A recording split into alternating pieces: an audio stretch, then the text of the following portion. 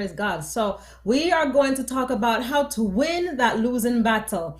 Now, I am very familiar with the struggles of fighting weight, fighting obesity, because I was very obese at one point, and God, to God be the glory. I followed God's plan. I followed the recommendations from the Bible and from sound science. And I'm telling you, I've been able to keep off over 50 pounds for the past 20, 25 years, 30 years now. And I give God the glory. So I want to talk with all of us today and for the next few weeks about how to win that losing battle. You can be victorious. You can come down to your ideal weight. You don't have to be overweight the rest of your life. Do not give up. I know lots of people say, I'm tired of this. I keep trying to, lose weight. I try this diet. I try that diet. It doesn't even work. Let me tell you, you can be the weight that you were meant to be if we follow God's plan. It works 100% of the time. All right. So let's talk a little bit about obesity and overweight and dive deeper into that. So what is obesity? Well, obesity is just having an abnormal excess of fat accumulation. And you have a difference between obesity and overweight. There are two different categories.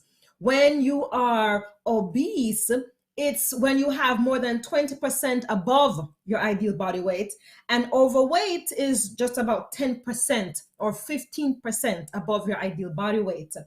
And some folks may say, well, is there really a problem? Who cares? I have some extra pounds. What's the big deal?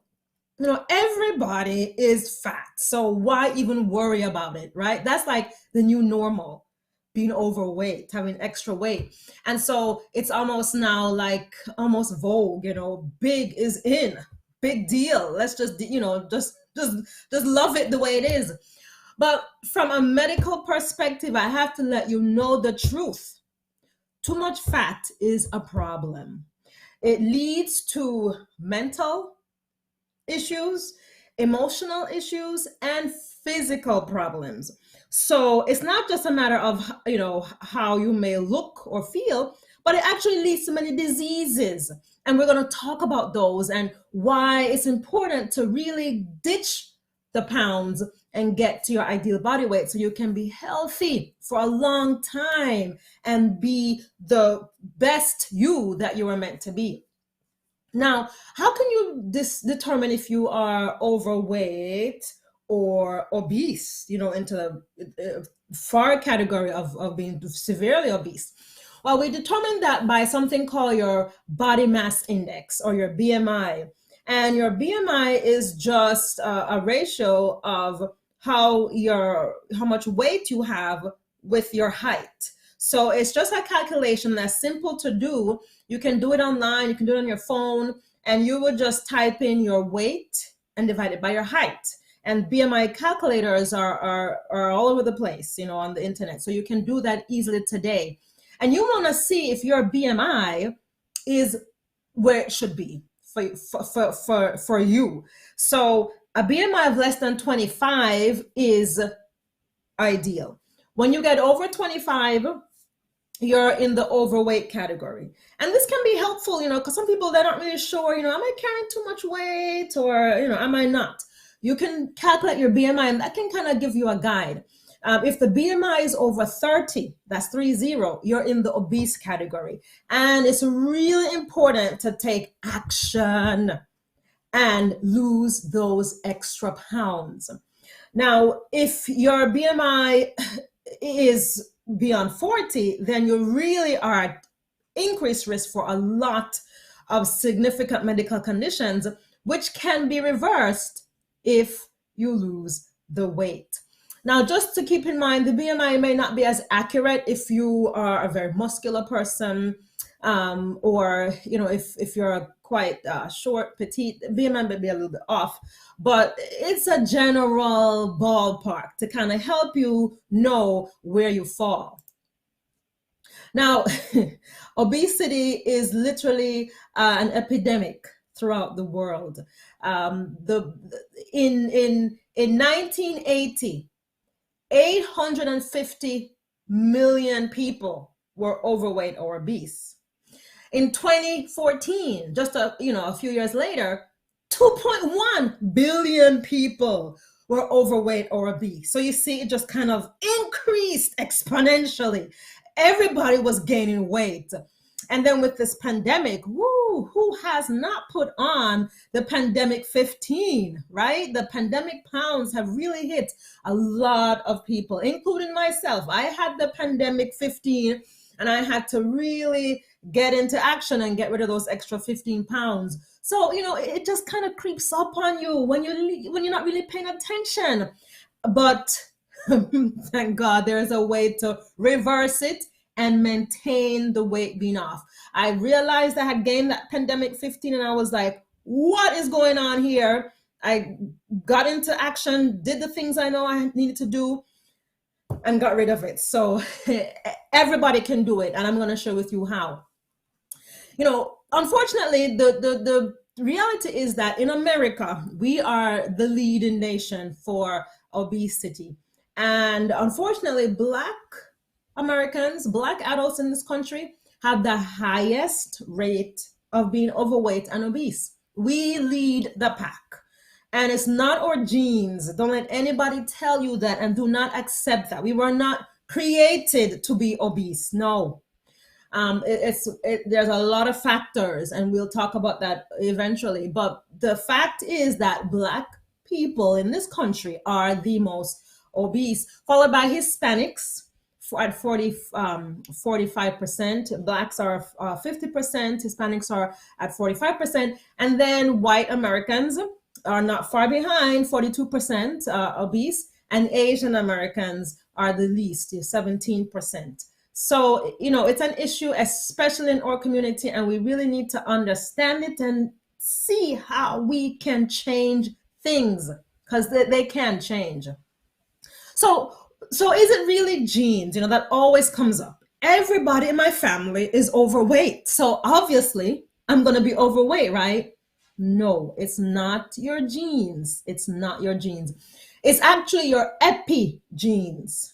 Have you heard of epigenetics? Epigenetics is an important term to understand, because when we understand it, we can see how we can really alter our situation.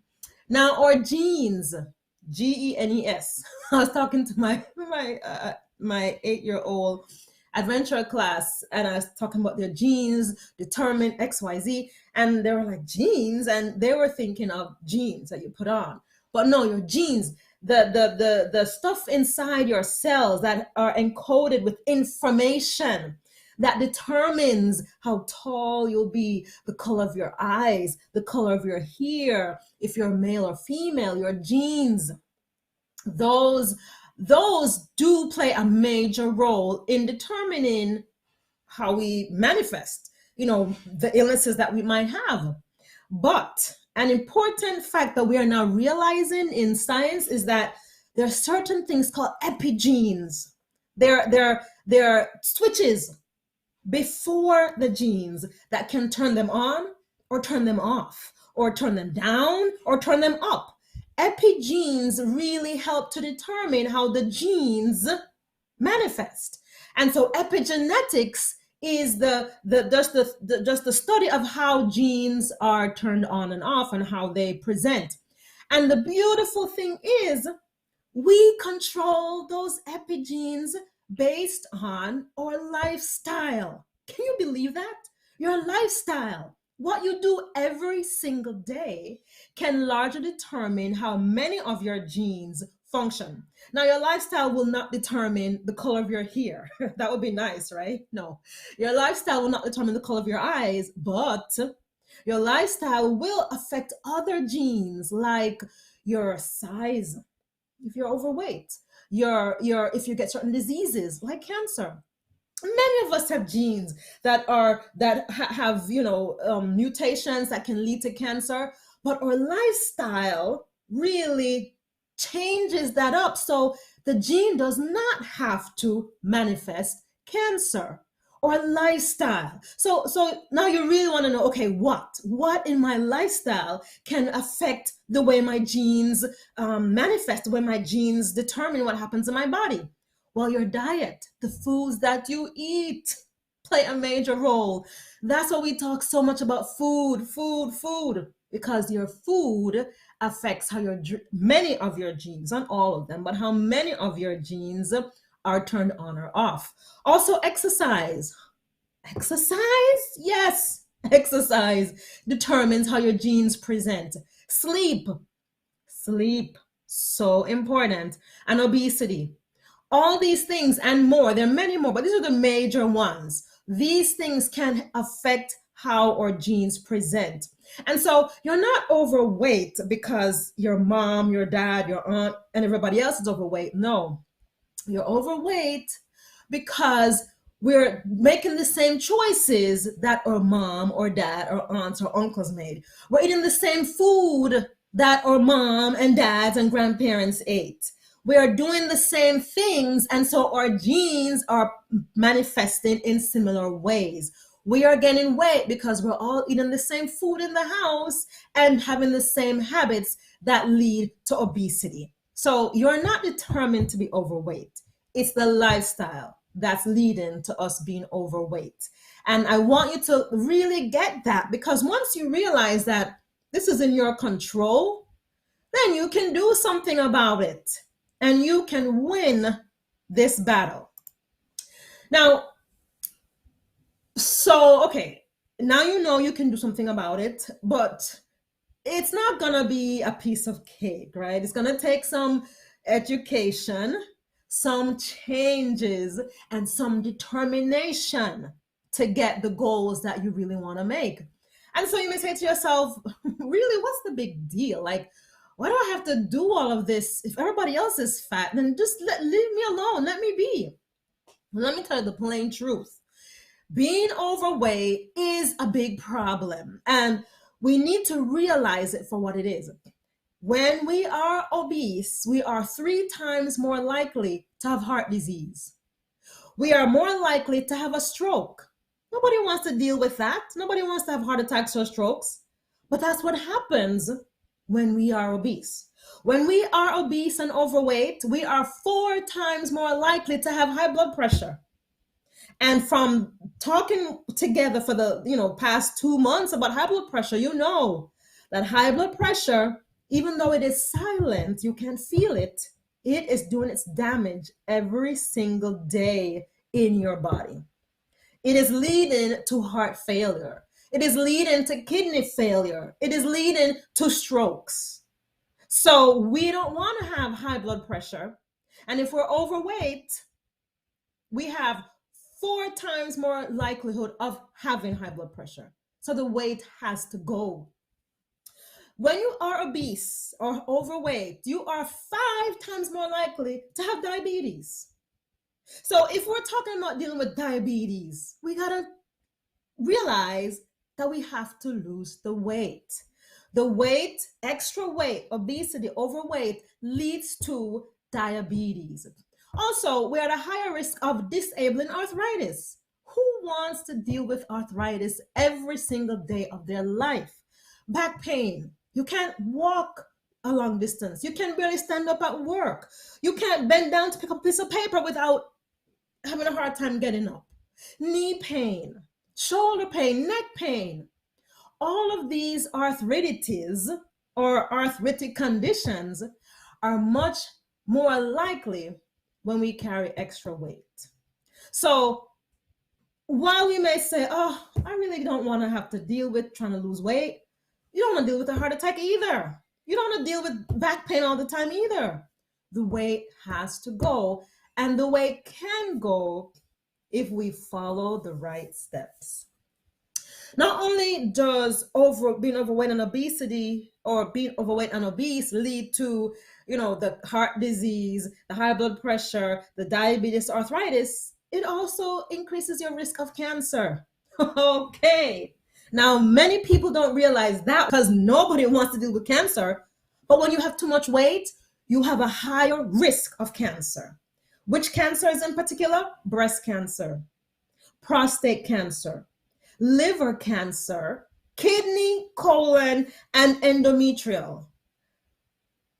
We don't want that. But yet, these are all closely connected and intertwined. So you're beginning to see why we can't get comfortable with the extra weight, right? I think you're beginning to see that. But it doesn't even stop there. When we are obese, we have a higher rate of infections like COVID-19.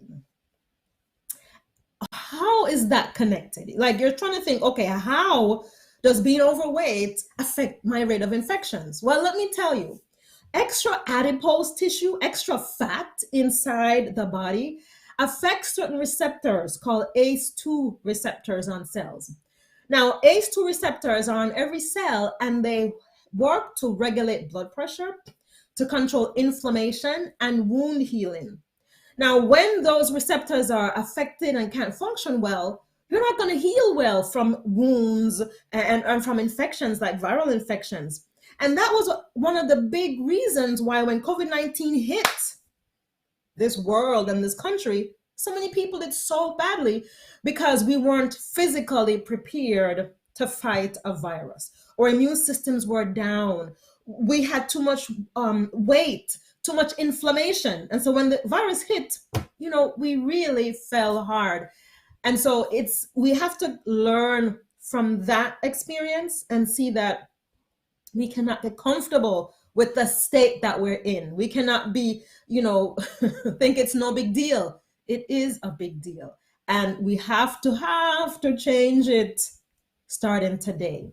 Fat cells also increase production of certain cytokines. When I have patients that I see and I check their blood for inflammation, many times their inflammation will be high just from being too overweight. And I tell them that, I'm like, I've checked you thoroughly. You don't have any other illnesses right now, but this inflammation is likely linked to your weight. And so we talk about how to get the weight down. And fat also affects your immunity through insulin resistance and leptin resistance. And those are big terms, and we're not going to dive into them now, but just know that when we have extra weight, our immune system is down. And science has proven it. There's a lot of science to go and show that. How about with our kids? How does obesity affect our children? Well, overweight children are more likely to be overweight adults. I was a very overweight child. From about 9 years old, I began to pack on those pounds. When I got to 15, 16, wow, I was quite overweight. And when I was at 18, I was at my largest, almost 200 pounds. And it really affects the way that a young person can function. Breathing becomes difficult. I was always out of breath, can't keep up with the other kids. Increased risk of fractures, increased risk of hypertension. Now children are getting hypertension, and we know why. Early markers for heart disease in children. This is really something that we have to pay attention to. And also, it doesn't only affect children physically, but psychologically. As a child, when you're really overweight, it affects how you view yourself. It affects how you view your potential. Just because you're overweight, you think that maybe you can't do what everybody else is doing. So it really gets to the psyche of little kids. And as adults, we have to do our best to help our children to fight the battle of the bulge. And we can. Because even though I was destined to be an overweight adult, based on what I learned through the Bible and science, I was able to reverse my course. And so I'm not an obese adult, praise the Lord. But if I had followed my regular patterns, I would have been a very obese adult very easily. So what causes obesity? What causes us to gain all this weight? Well, the fundamental cause of gaining weight and having too much weight on relates to calories. How many calories come in and how many calories go out? That's just the basic premise of weight. Calories in, calories out. So, what are calories and what's the point of them and how can we understand them? Well, calories denote energy, right? We eat food for energy. That's why we eat. We eat because we need to keep our bodies warm. We need to be able to move. We need energy to function. That's what we get from food. And the energy in food is called calories. Now, we only need a certain amount of calories, a certain amount of energy to get things done. Men need about 2,000, maybe 2,500 calories a day to get what they need to get done. Women need less. We need about 1,800, 2,000 calories a day to get what we need to get done. And this may differ based on, or activities for the day. If we're sedentary, we need less. If we're very active, we need more. But that's the ballpark in regards to how much energy we need to function. When we take in too much energy, too many calories, our body is very, well designed to just put it away. Okay, we don't need this much energy today, so we're going to just package it and store it for future use. It packages it and stores it as fat. And it puts it neatly into different places so that later on, when we need this energy, we can use it. But unfortunately, sometimes the typical life that we lead is we take in extra energy every single day, and we keep putting away the fat every single day, and we just keep growing and growing and growing. So that's really the issue with how we get fat. The energy in versus the energy out. If we don't burn it off, it gets packed away if we don't need it. Now, I want us to understand that a pound, 1 pound of fat equals 3,500 calories. Okay, why am I telling you that? Because I want you to understand that when you're eating food, if we eat 3,500 calories extra over a period of time, we'll gain 1 pound. So let's break it down. If we eat an extra 500 calories every week, every day, an extra 500 calories every day, over 7 days, we'll gain a pound. And over a month, we'll gain 4 pounds. And if we keep doing this for the whole year, we'll gain about 48 pounds. Now, that's not typical weight gain in our society. Actually, in our society, the average adult gains 10 pounds every year. Every year. And so on average, we're eating about maybe 100 calories extra a day. About 100 calories extra a day will give you 10 pounds additional every year. And what does that look like? What's 100 calories extra a day? It may be something as simple as an extra bag of chips a little bag of chips, not a big bag, a little bag of chips that we didn't need, or some extra M&Ms, or an extra donut, actually half a donut, or I don't know, some extra fries, or some extra soda or juice.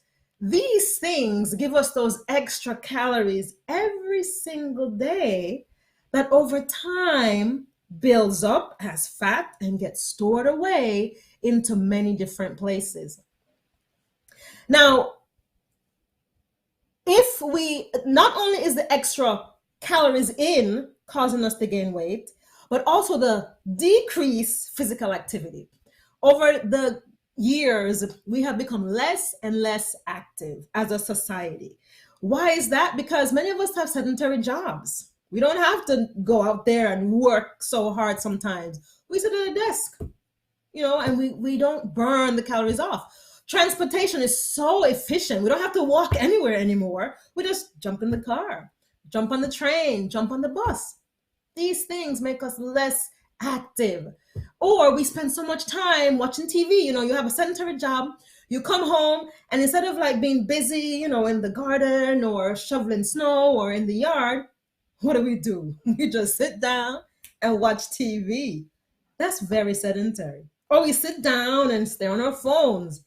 These things have kind of made it normal and easy to not exercise, to not be active. And with the combination of increased calories in and less activity, less burning the calories off, you can see easily, right, how it's just natural to gain weight in our society.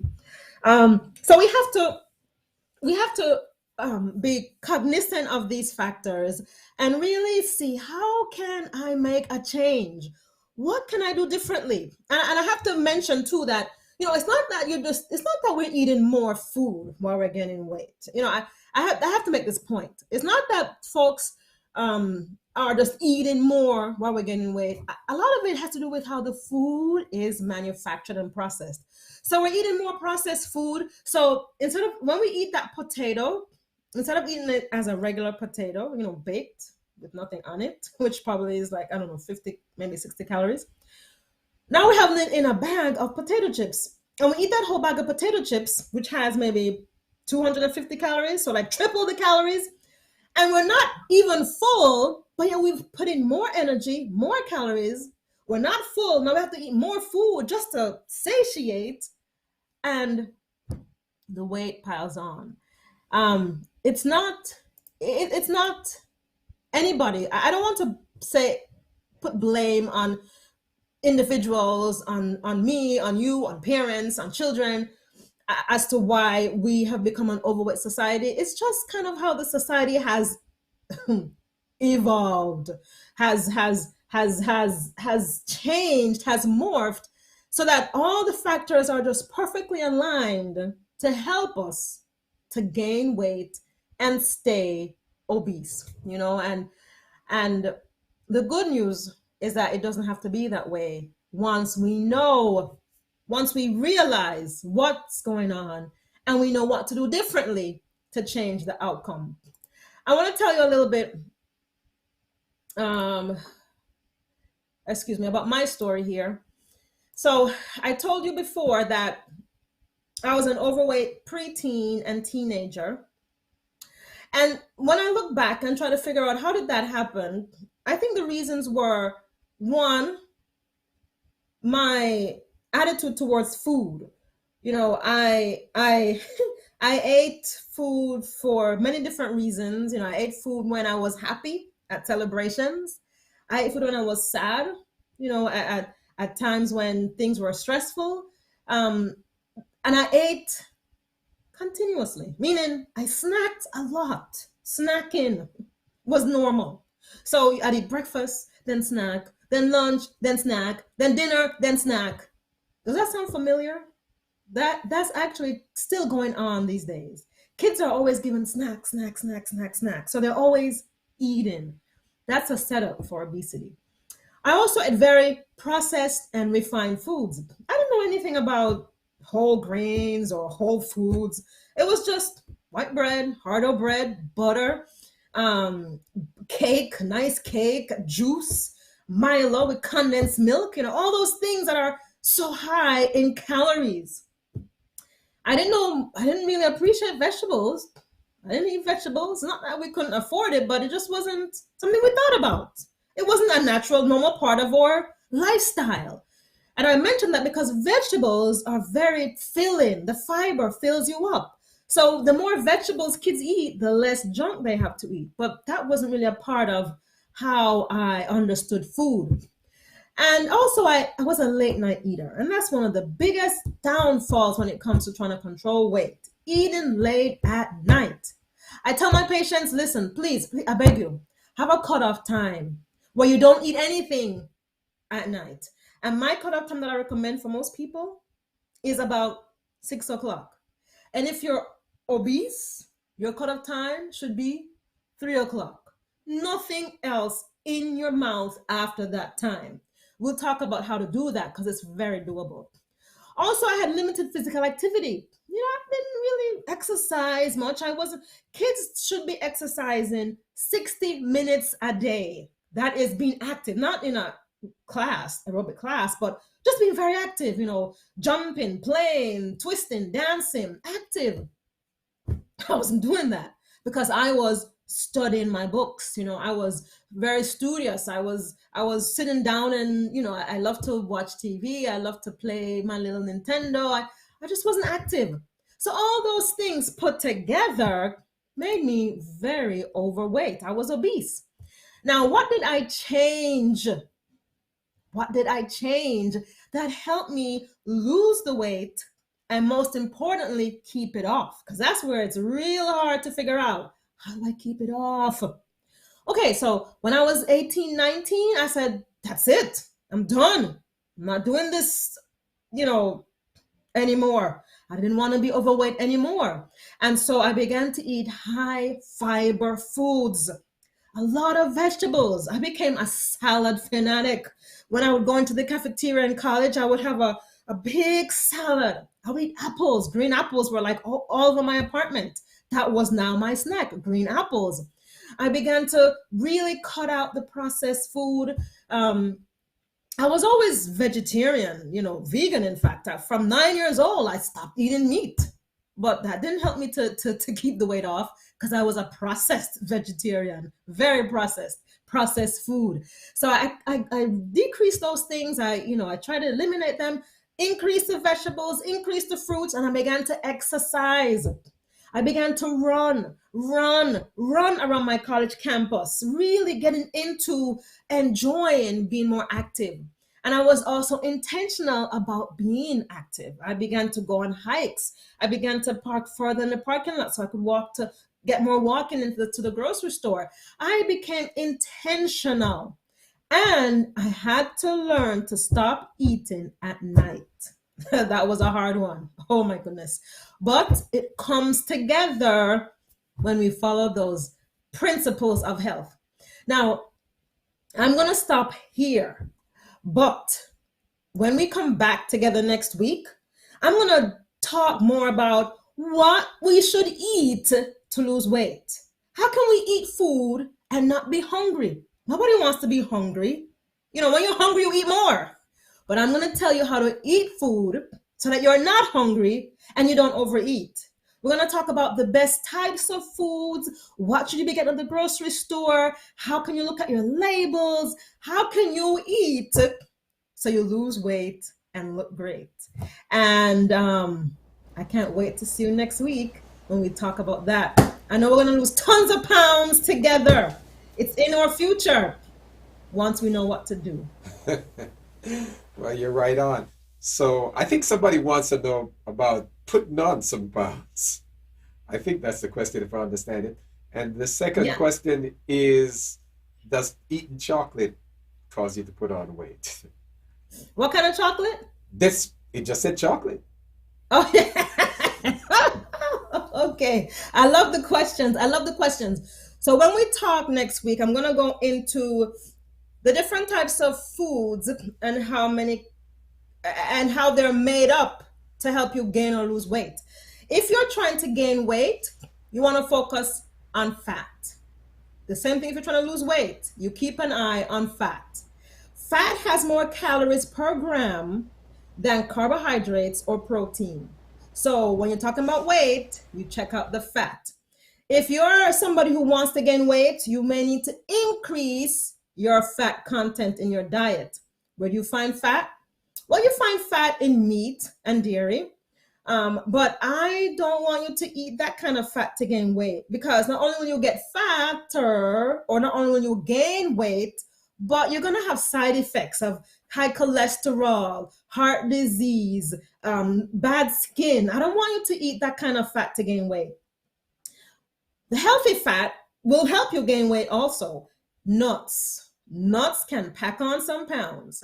So if you want to gain weight, you eat more nuts in the day. Also seeds. Seeds are high in fat. Avocados, olives, tofu, and also your oils. If I know some people who are so thin and they have to add oil to their food just to keep their weight on. They don't have to, but that's what they choose to. They add olive oil, coconut oil. Those things will help you, keep weight on. And of course, eating enough calories. If you're not eating enough calories, you're going to lose weight. But with your calories, you add extra fat, you'll gain weight. And then how about you said, and then make sure that your thyroid is functioning well. People who are a hyperthyroid can lose weight without even trying. So you want to make sure there's no medical underlying condition. And if that's not there, then of course, increase your fat, healthy fats. And then is chocolate, does chocolate lead to weight gain? Well, the different types of formulations of chocolate, right? You have chocolate that's just plain, it doesn't have any added dairy, any added sugar. That tastes disgusting, but doesn't have much calories in there, so you're not going to gain weight. But once they add in the sugar and the cow's milk, and you get your nice milk chocolate, yes, the calories are there, and you're going to gain the weight, definitely. So yes, we have to be mindful of what we're taking in. Not so, not, some people say how much, you got to decrease how much you eat. But my motto is, when you want to gain weight, when you want to lose weight, you got to eat more. You got to eat more. And I'm going to tell you next week what you need to eat more of. More of the right things will keep you slim, and help you maintain your waistline. And so Miranda, she wants to know, she has a 6 o'clock spin class, 6 p.m. And so she eats after. She thinks she burns 600 calories at the spin class, so she eats after, if that's all right. Yeah. So, that's a really good point. That's a very good question. And just thinking about it, logically, if you burn 600 calories at the spin class and you eat less after, like you eat 400 or 500 calories, maybe you won't gain weight. That's very likely that you'll be able to keep it off. But as a lifestyle physician, I think a lot more than just weight. I have to think of the bigger picture. I never recommend that anybody eats after 6 p.m. because we think of other things that are linked to health, like your sleep. I tell you to go to bed at 9 o'clock because that's the ideal time to get nice, optimal, deep, restorative sleep. If we're eating at 6 o'clock or 7 o'clock, then we go to bed at 9 o'clock, you're not going to really be emptied out. Your stomach is not going to be emptied out to help your whole body and brain to shut off and just focus on sleep and repair. So I don't think it's a good idea at all to eat after 6 p.m. The spin class at 6 is fine. I would advise that you don't eat after your spin class. So and this is going to take time. It's not going to happen overnight. But if I had to do a workout at 6, I think this is what I would do. I eat at 8 and 1. And so if I exercise at 6, then I would just drink, water, maybe a cup of tea afterwards, and go to bed by 9. So I want you to push your meals forward. Early in the morning, lunchtime, early afternoon, then your spin class. Nothing afterwards. If you struggle with weight at all, it's going to melt away. Definitely melt away. So that's what I'd recommend. Well, thank you, Dr. Kathy. We appreciate you sharing with us. Folks, you've been watching the Doctor and the Preacher, and I hope you were blessed today. I can see from all the comments online that you were not only blessed, but informed. So, Dr. Kathy, we look forward to seeing you on next Wednesday. Let's say a quick word of prayer. Father, thank you so much for Dr. Kathy and for every person online. Lord, you know many of us have health issues we need to deal with. And I pray that you'll help us to use well the information we have received and bless us all. And may your will be done in our lives, we pray. In Jesus' name, amen. So, folks, remember this evening, 7 p.m., we have our prayer and praise service. You'll receive a blessing if you join us. Dr. Kathy, have a great day. You too. Every